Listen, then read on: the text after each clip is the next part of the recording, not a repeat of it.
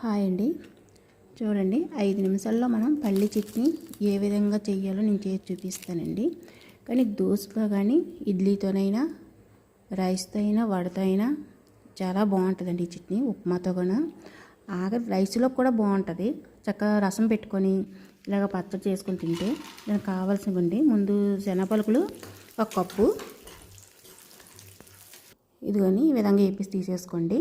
Next శనగపప్పు, తర్వాత ధనియాలు, జీలకర్ర, ఆవాలు, మినపప్పు, మెంతులు ఇవన్నీ వేసుకొని, అంటే స్పూన్ అనమాట.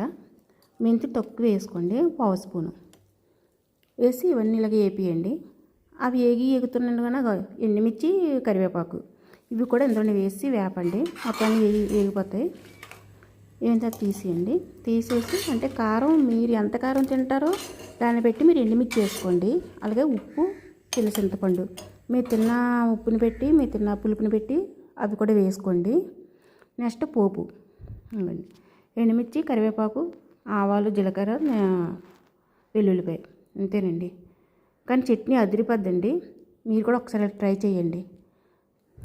ఏటమ్మా, ట్రై చేయండి అమ్మా. చూడండి ఎంత బాగుంటుంది ఈ చట్నీ.